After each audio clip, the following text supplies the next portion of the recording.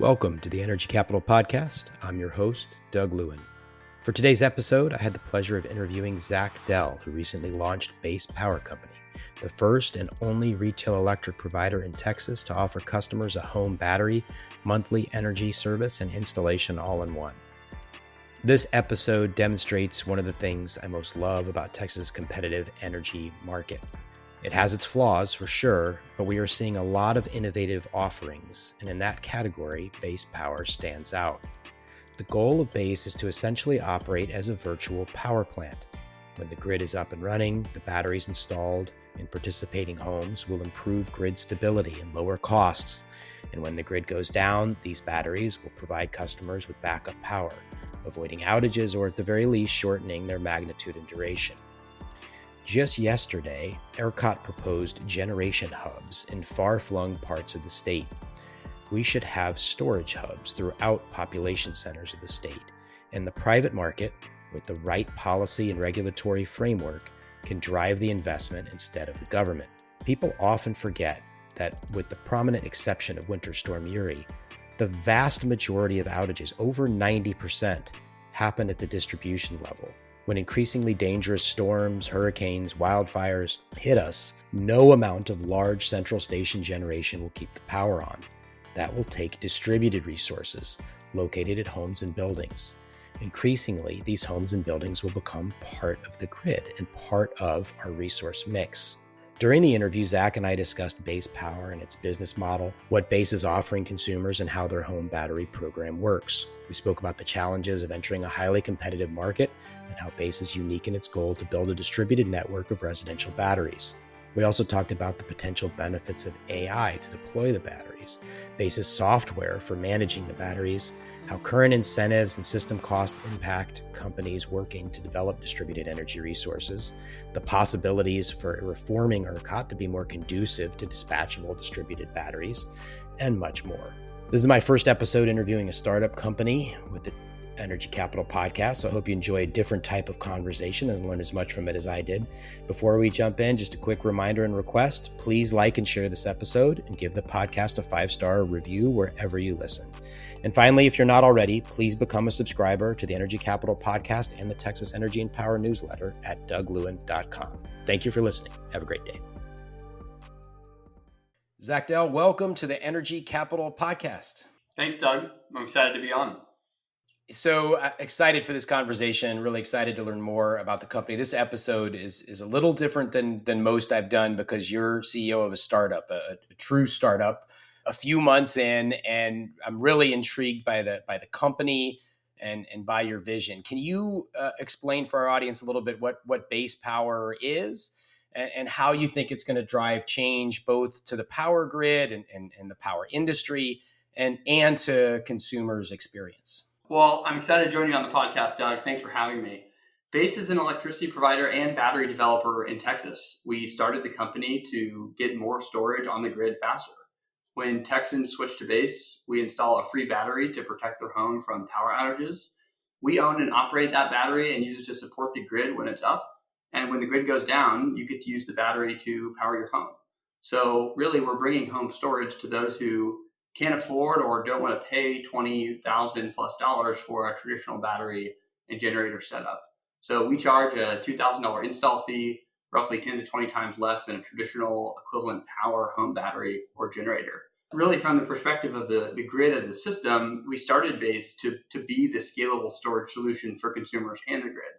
So I think we can all agree, or many of us at least agree, that the grid needs more batteries, and current instantiations of battery storage are a very good start, but really are limited by interconnect queues, as has been widely documented, and you've talked about on the podcast, and transmission constraints. So our strategy really is installing batteries where grid interconnection exists to avoid those long interconnection queues co-located with the power load to avoid issues with transmission and reliability. So we're able to get storage on the grid in a matter of weeks versus years for the traditional storage developers. Amazing. And of course, it's distributed storage, which I think has particular value, right? Because that storage, not that the large storage, wherever it's located, it all has value, but having that closer to where the demand is closer to the customer has extra value, correct? Yeah, exactly. So storage lowers the cost of transmission by increasing load factor on the distribution grid. So the closer storage is to load, the higher the load factor of the lines between generation and load. So the lower the load factor, the higher the cost of the system. So distributed batteries, we think, are really the unlock to the energy transition. Yeah, totally. And I think, I always like to back up and kind of explain these terms because I always want this podcast to be accessible to folks that aren't doing this kind of stuff every day. But there's so many people interested in the power grid these days. And we talk about load factor. Really, we're talking about there's the vast majority of the hours out of the year, there's abundant, cheap power. We have a lot of extra power. And so storage, you can think of it as, yes, it's providing power when there's scarcity. It's actually also soaking it up when there's a lot of it. So it actually improves the economics of solar, wind, nuclear. I mean, anything that is, really, it produces the economics of all forms of power, right? But particularly those that are variable in their output, like wind and solar. Yeah, that's right. Batteries are particularly complementary to high capex, low opex forms of power generation. So Yeah. low marginal cost forms of power, like wind, like solar, like nuclear as well. So back to base power, you have set up the company as a retail electric provider. Can you tell me why and explain to our audience why you decided? There's a lot of different ways you could go to market as a storage owner, operator, developer, marketer, all kinds of different things. But you chose the route of a retail electric provider. Can you talk about why? Yeah, there's really two reasons, and I'd say to zoom out, we are a retailer. We are a retail electric provider, but we're really a retailer and a battery developer combined. And the retail part of the business is how we bid our behind the meter assets into the wholesale markets. And so at the core of this is the technology, the hardware, and the software to deploy distributed batteries and to aggregate them and bid them into the markets to support the power grid in times of need. And the retailer is how we do that behind the meter. The behind the meter aspect, obviously, is what allows us to deploy batteries on the order of weeks as opposed to years when it comes to the interconnect process. So that's reason number one. And then reason number two is really to build a relationship with the customer. If you live in Texas the last couple of years, unfortunately, your power has become less affordable and less reliable. And we need to reverse that trend. And so that is really what we are focused on doing for our customers is making sure their lights stay on and their bills stay low. So I have a question about that. So on the website in your Q&A, you talk about how when folks do sign up, and it'd probably be good for you to give a little kind of status update about where you're at with your rollout and what areas of the state are available now, and encourage folks in other parts of the state with retail competition to continue to kind of check if they're interested in this offering. But you say on there for the customers that can sign up right now, they're on a wait list. When it's time to come off the wait list, that's when they'll find out what their KWH is. I could imagine their charge per kilowatt hour, their energy charge. I can imagine some customers might be kind of nervous about that. Are you guys, though, I assume there's a target. You said the grid has been less reliable and less affordable.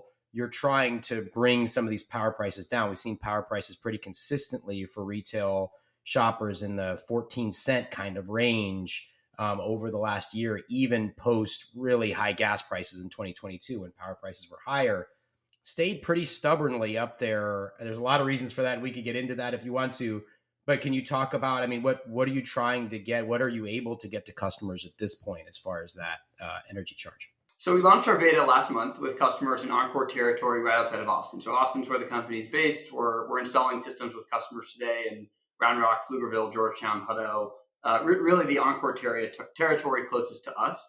We will very soon be opening up the product to Houston and Dallas and the greater area. So Fort Worth as well, kind of the area, really the broader Texas triangle. We're increasing our install rate as fast as we can and looking to work our way through the wait list. And so if you do live in the competitive areas of Texas, you can go ahead and sign up today on the website, basepowercompany.com, to reserve your spot on the wait list.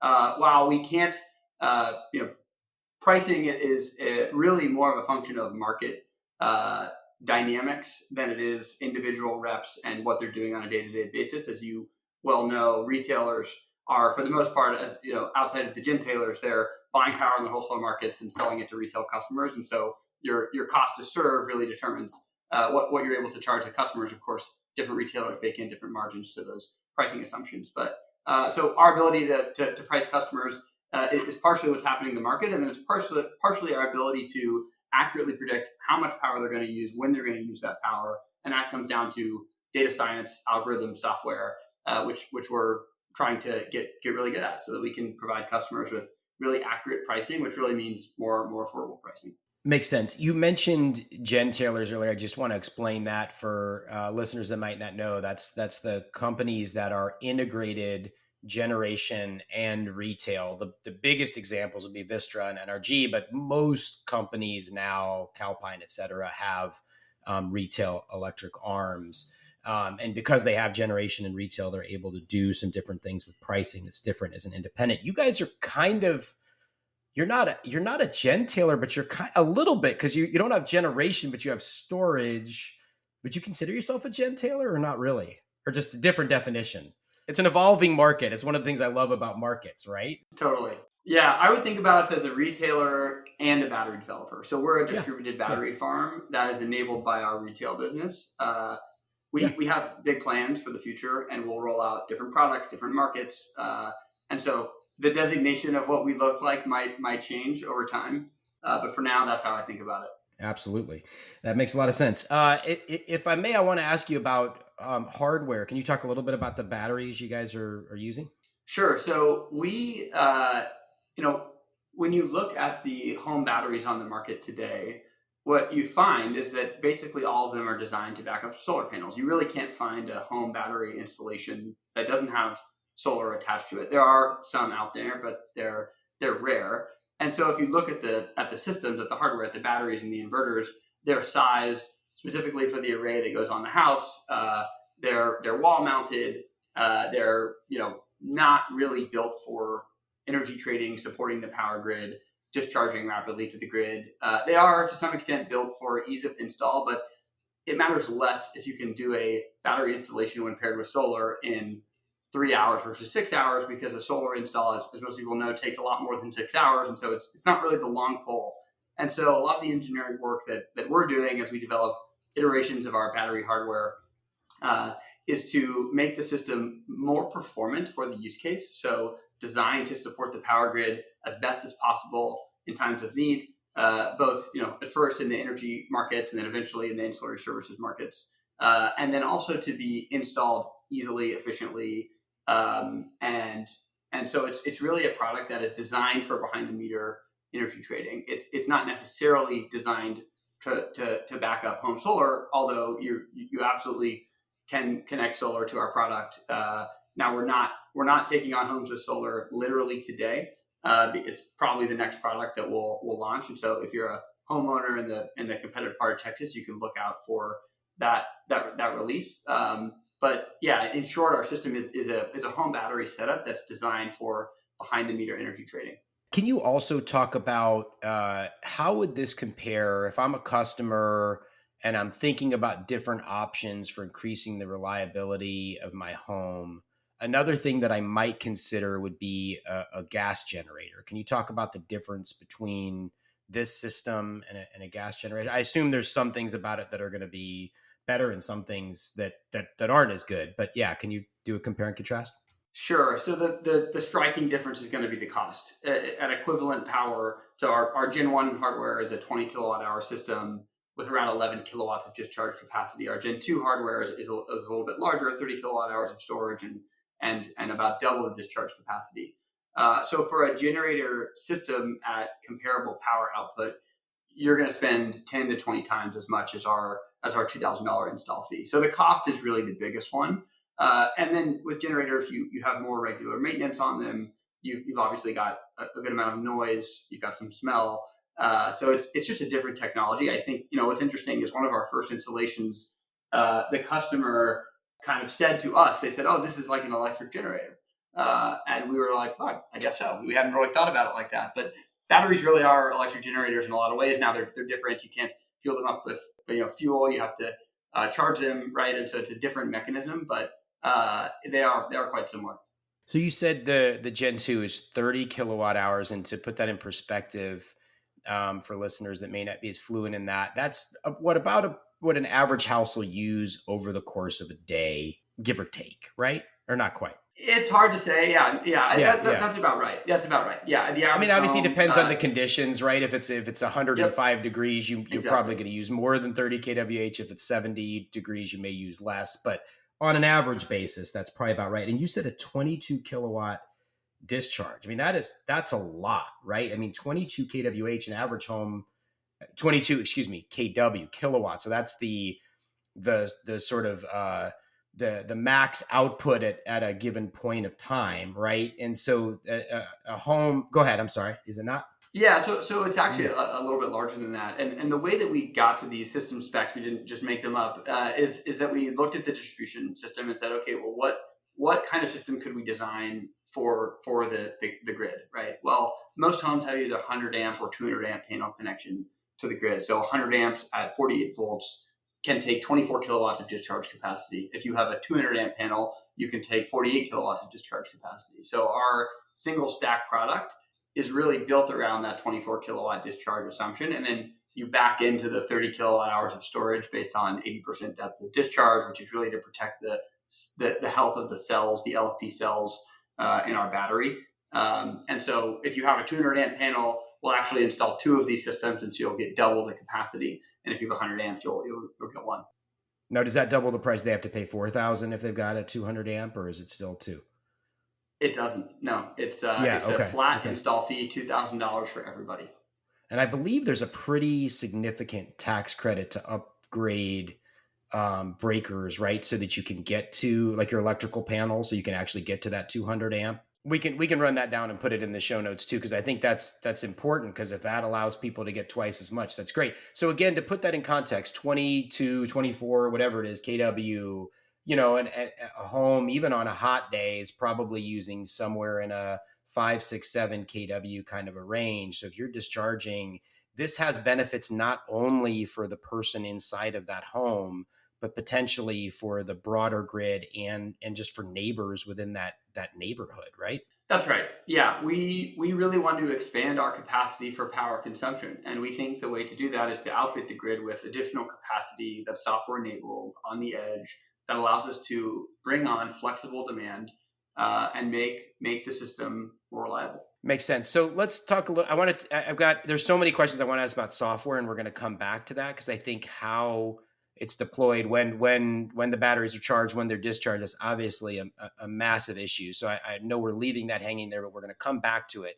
But I just kind of want to stay on the customer side for a little bit, because I do think, as I'm sure is not lost on you, and probably isn't lost any listeners, you're in a very competitive retail market. This is going to sink or swim based on how good this is to customers. What is and maybe this varies by customer, so maybe you can't really answer this, but is there a standard contract commitment? Because this is one thing I hear from other retailers, is like there's a bit of a barrier within the market for longer term contracts. But what you're doing is giving somebody this reliability and peace of mind that if there's an outage, they're going to be able to stay up. So maybe that desire overcomes what has been kind of a barrier in the market to get beyond like a 2-year contract. Yeah, as you know, bringing products to market or at its best, is an iterative process, and so Right. we're in the early days of putting things out there, getting feedback from our customers, iterating on the product. And I think over time, you'll see us experiment with different kinds of products based on customer feedback.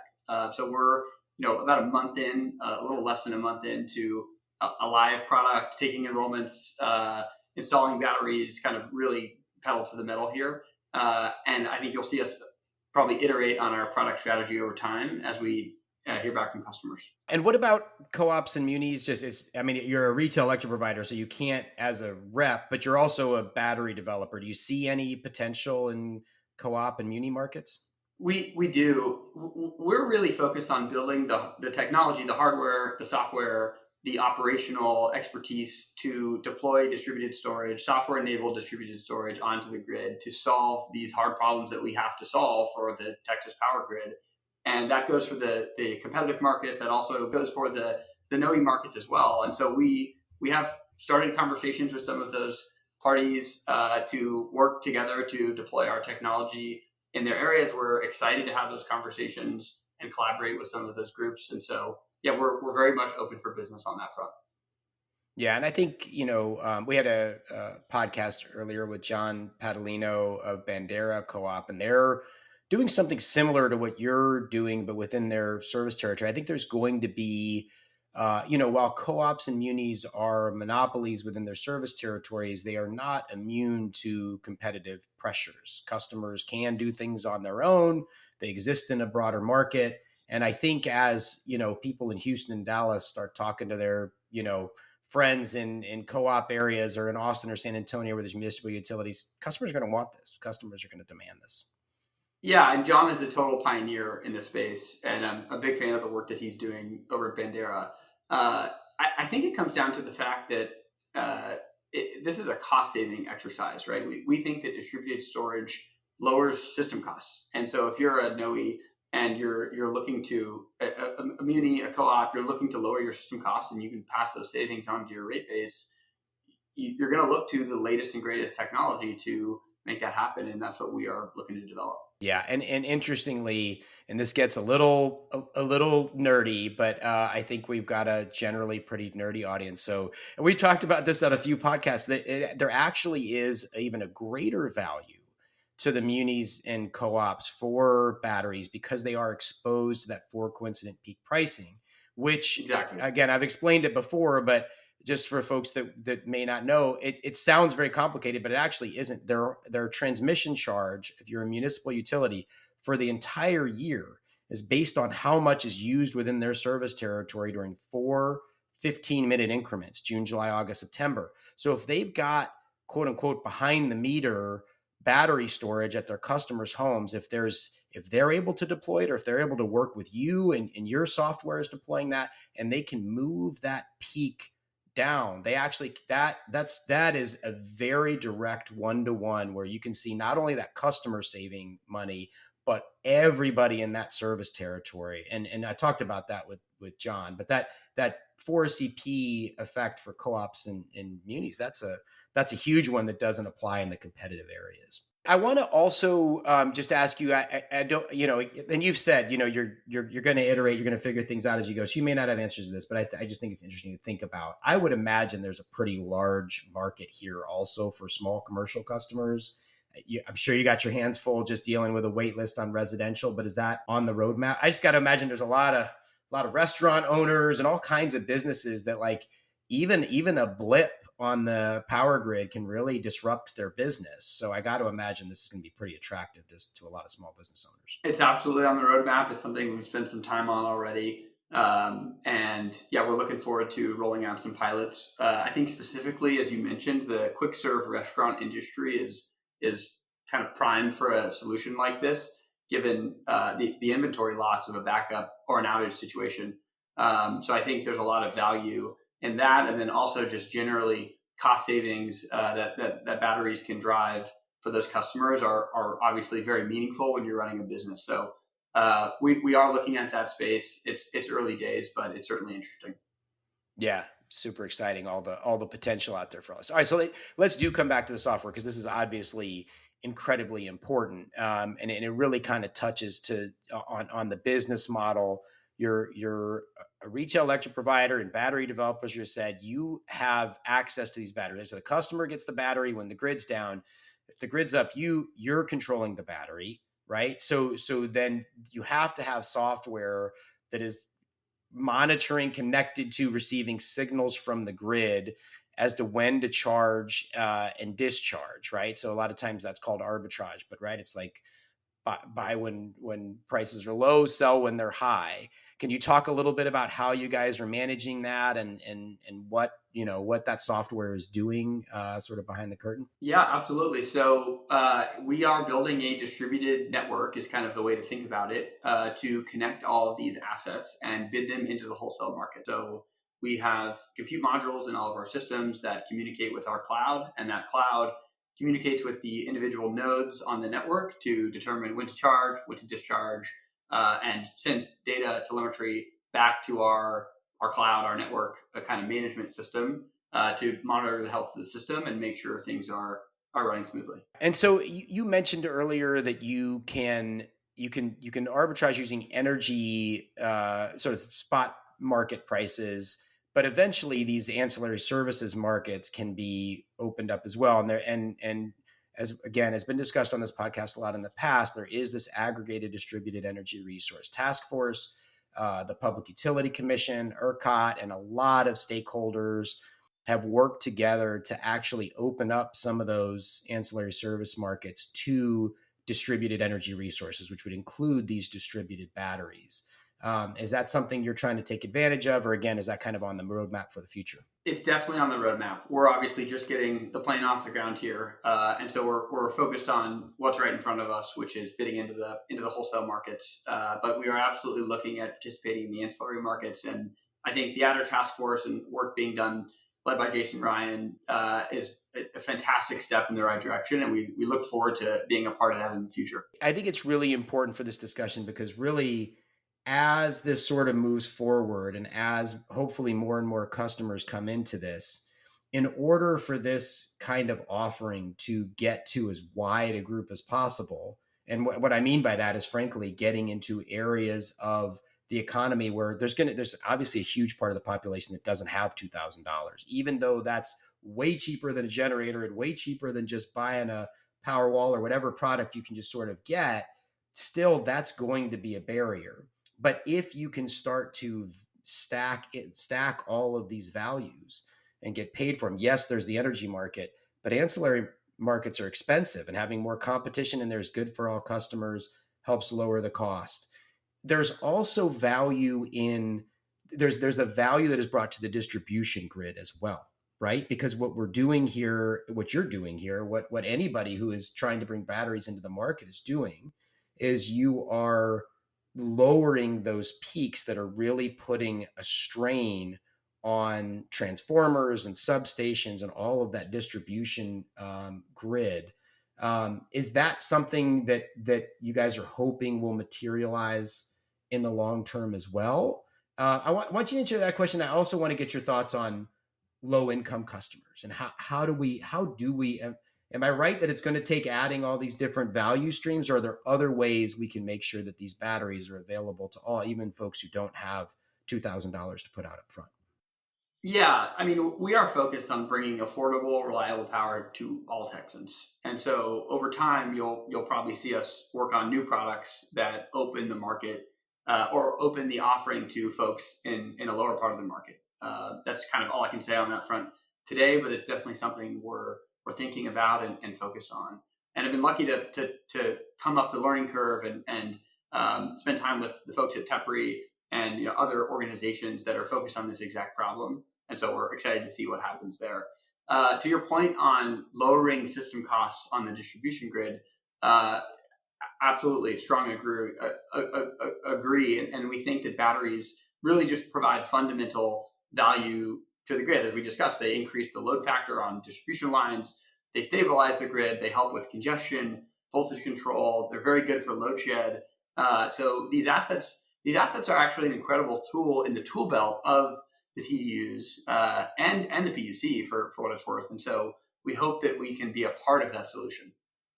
Can you talk more about what you just said there, that they're very good for load shed? I mean, it's obvious, but I hadn't actually thought of that before. But there could, because it's going to take some interface and interaction with the TDUs, which I guess you have because you have to interconnect, right? So there's a process with them, so they know there's a battery there.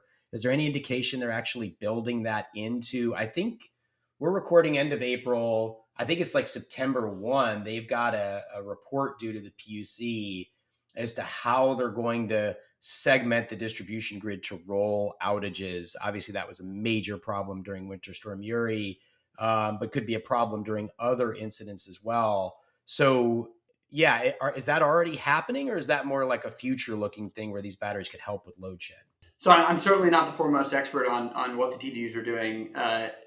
There are many of the folks who've been on the podcast before me are much more knowledgeable on that topic. But what I do know is that batteries are a very valuable tool that can take load off the grid, right? You have this battery in the home that can offset the load of the home. And so instead of pulling from the grid in times of peak demand, you can pull from the battery. And it's a very efficient tool for that use case. So our hope is that over time, the kind of fundamental value of batteries on the power grid is able to be realized.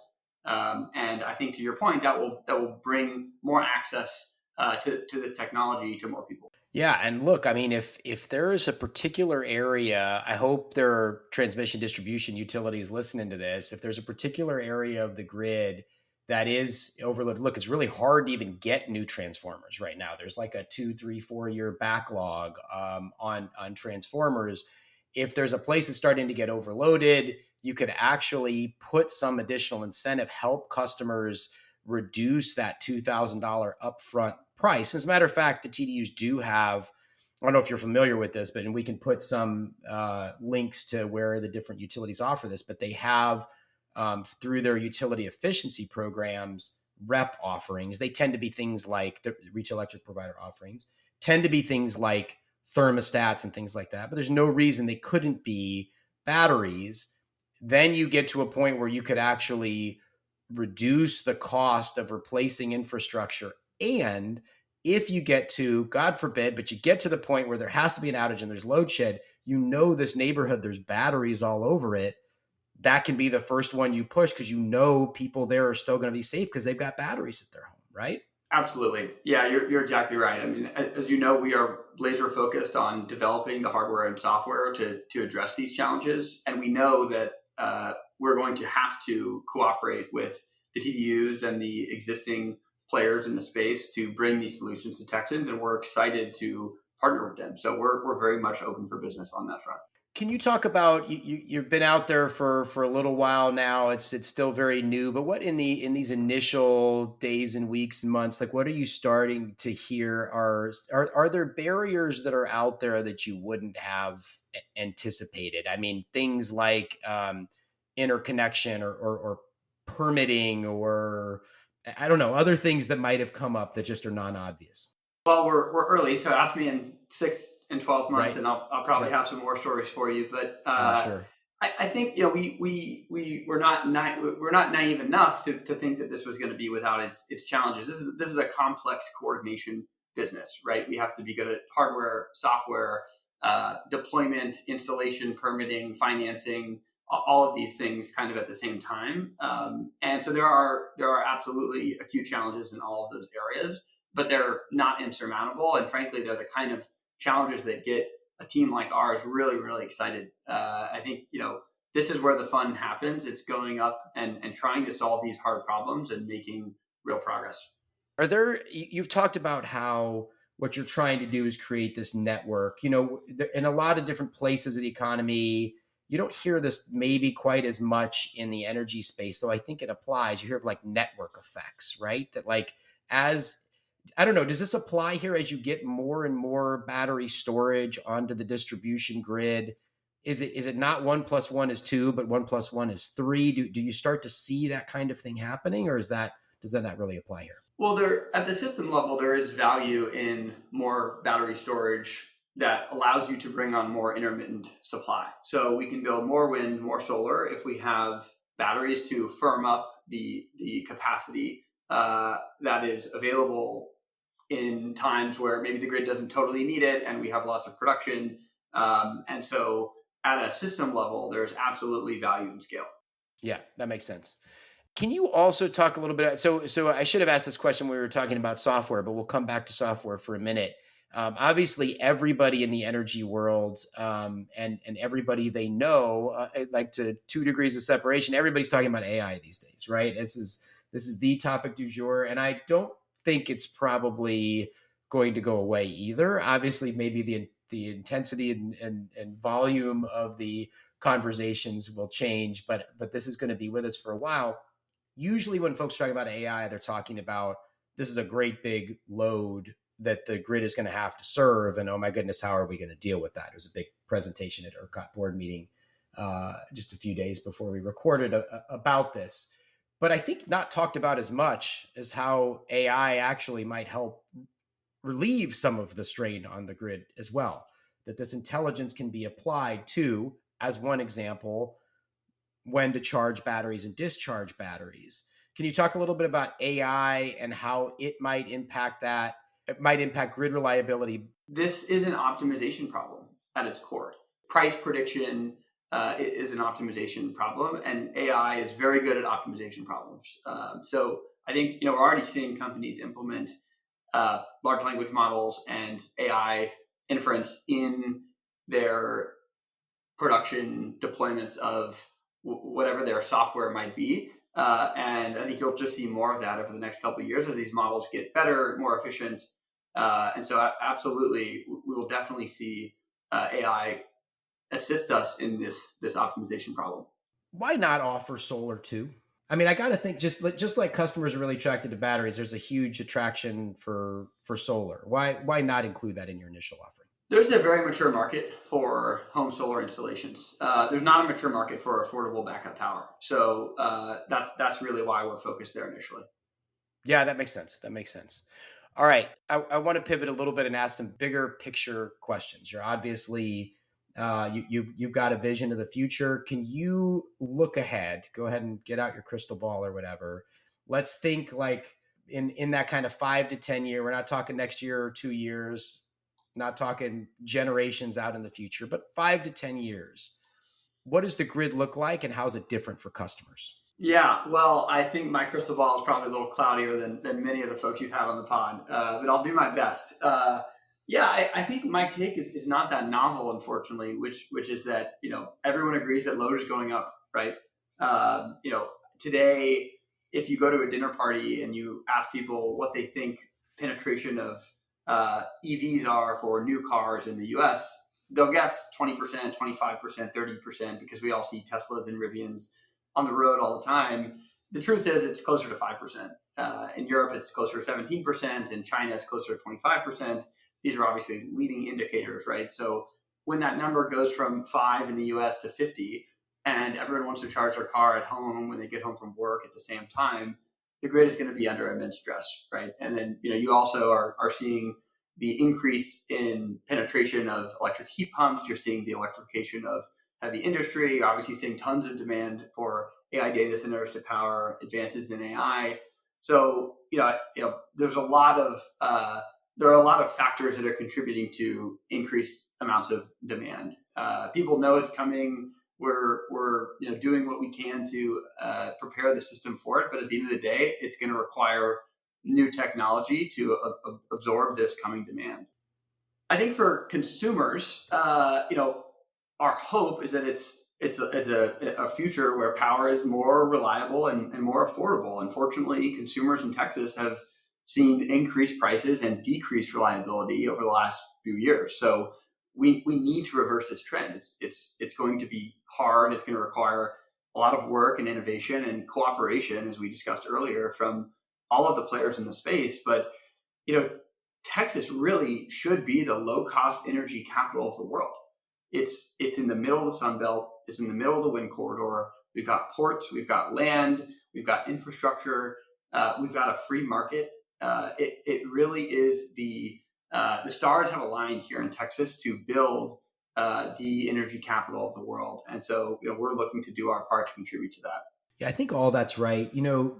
As you were talking, there was something I wanted to ask earlier that I think something that stands in the way of that vision potentially, particularly on the low cost piece, because I agree with you with the sort of confluence of factors you have here, the natural resources, the market, all of that. It all makes a lot of sense that we should have lower power prices. I think there's several things missing there, but one particularly in the context of this conversation is, and I don't think sort of, the vast majority of people understand this, how their sort of power bill breaks down. But what we have seen over the last 10 years is a steady decrease in the cost of generation as natural gas prices have been low and wind and solar has come online, but an increase in distribution costs. So that, and a lot of people would say, well, that's transmission to connect renewables. Actually, if you look at the data, there is an increase there, but it's not nearly as much as the increase on the distribution system. And this is a place where price signals don't get through yet. When I am, using whatever power I'm using at 3 a.m. or at 6 or 7 in the evening, peak power prices or lowest power prices, the price I'm paying to my transmission distribution utility in Houston or Dallas or Waco or Laredo or Corpus Christi, or Lubbock, which is now in competition, it's 5 cents basically. It could be 4.5, could be 5.2, whatever, but it's basically 5 cents and it doesn't move. That's got to be a problem for it's not just for you. It's not unique to base power, but for anybody trying to do this work to bring distributed energy resources, that's a problem, is it not? Well, I think incentives drive behavior, right? And so Yes. if the price signals aren't there, if the incentives aren't there, then the behavior won't follow. And so if you want to change behavior, you've got to change the incentives. Price signals, liquidity, these are flywheels. These are flywheel lubricants, right? The increase in price signals increases market activity, increases capital volume, capacity. So I do think that more price signals, more liquidity is probably a solution to some of these problems for sure. Yeah, and I wonder if, and the reason I bring it up in this context of a 5 to 10 year vision, that's probably the market probably needs to move that way to where there's some price signal. You're absolutely right on the incentives, right? There's a Charlie Munger quote I love where he says, "You show me the incentive, I'll show you the outcome," right? And the incentive here is just like use power whenever. If it's 5 cents whenever, you just use it whenever. Aligning that price signal with when there's actually scarcity on the grid, that will allow greater deployment of storage. That will widen the circle of people that could actually afford storage by changing the economics. So I think it's just an important one to flag in like a 5 to 10 year kind of a vision. So that's one that if somebody asked me what are the 2 or 3 policies that I think would have the biggest impact, I might put that on my list. I think time of use really matters. What's on your list? What policy changes could enable more customers to access batteries and to cause the grid to be more reliable and more affordable? Yeah, I mean, I think it's what we just talked about. It's price signals and incentives to change your behavior, right? If you want to change behavior, you have to change the incentives. So there's obviously a concept of 4CP, 4 coincident peaks, that incentivize industrial loads to decrease usage during peak times. Some kind of concept like this for the resi space seems like a potentially valuable addition to the set of incentives that exist to influence how markets participate in times of grid stress. So that's an interesting topic that I know is a conversation that's getting started in some of these circles. On the topic of incentives, today behind the meter assets are not able to access nodal pricing, right? So this means price signals that are available to these loads are not as frequent. Right? In other words, it's a less liquid market for behind the meter market participants. So as we discussed, liquidity is the ultimate flywheel lubricant. If behind the meter if behind the meter assets are able to access more price signals, it's likely that more liquidity and volume will enter the space, and this will hopefully ultimately lower prices and increase reliability for customers. That's a really important point, and I want to explain it a little bit more, and then you jump in and correct me if I get any of this wrong, or you can explain it better. But we do have a nodal market in ERCOT where there are thousands of little points, but generators receive those price signals, right? Generators get the nodal price, but load is settled zonally, and the reason for that is there's a political reason for that, and I don't say that to be critical. It actually makes sense where you don't want somebody who lives in a neighborhood, who happens to live in a neighborhood with a congested node, to have to pay 2 or 3 times as much as somebody who lives in a neighborhood on the other side of town. But I wonder if there's not a way for customers who have storage and want the economics to work, solar storage, demand response, could be, you could put anything in that blank, fill it in, EVs, and want to charge their cars at the right time, couldn't opt in to some kind of nodal. It's complicated, but I wonder if there's some way to help bring that price signal. Yeah, this market structure is a function of consumer protection, right? And to your point, not wanting to expose consumers to unfair cost structures. That said, we have developed a lot of technology in the last couple of years, hardware, software. We know what's a battery, what's not a battery. What's a DER, what's not. And so, yeah, I think there is potential there. It's worth mentioning, going all the way back to your point on the value of distributed assets. If you have a battery farm and all of those batteries are on different nodes that are responding to different price signals, your monetization capabilities are a lot better than if you're stuck on one node or one load zone. And so we're really excited about the opportunities to optimize our assets across different load zones, but also, ideally, eventually across different nodes. Very, very interesting. Yeah, yeah. Yeah, this has you have my wheels spinning. I wonder if there's not like a way to start to get to where load could be settled nodally. There would have to be like a big transition and a plan for helping folks again that don't have capital to put out to get assets to basically like retail electric providers and utilities would work together to make sure that customers had access to ways to mitigate that effect. But actually, if you look at it the other way, there's the risk avoidance of like we want to make sure people aren't exposed to higher prices. What you lose though is the ability to actually lower the system costs and lower the price for everybody. So I wonder if there's a way to sort of square that circle, have a transition period where everybody knows it's coming and there are policy supports to make sure nobody ends up sort of upside down on that deal. Be very complicated, but it might be worth working on. Yeah, as you know, these are very complicated issues, Yeah, and there are yeah, people yeah. who know a heck of a lot more than I do about. And a heck of a lot more than I. It's not a trivial topic, that's for Yeah, sure. yeah, for sure, for sure. All right. So so actually two other questions I want to ask you. Is there has to have been a change as the IRA, the Inflation Reduction Act, made this easier? There is now a tax credit, right, for the batteries. Has that enabled this in a way that if it didn't exist, it'd just be harder to do or impossible? It definitely helps. We are the battery owner, so we do benefit from the IRA tax credit. We designed the business and kind of thought about the business model in its earliest days as, okay, well, what happens if this gets turned off? And we very much underwrote the opportunity to account for that. So it's a business that does work, so to speak, without the benefit of the tax credits. Perfect. And then one last question: what is something that is sort of commonly misunderstood, either among the general public or within the industry, that as you've been building this business, you're like, here's something that just seems to be accepted, sort of axiomatic as a truth, and it's probably not. Again, I'm still getting up to speed, so bear with me here. But and I actually used the phrase earlier, which is funny. The energy transition is an amazing thing. It's incredibly uplifting. It's the most exciting development of our lifetime. It is our path to energy abundance, which really is our path to human prosperity. Right? If you look at the cost of power and GDP, those things are inversely correlated. If you can bring down the cost of power and make it more available, more reliable, you just wholesale make people's lives better.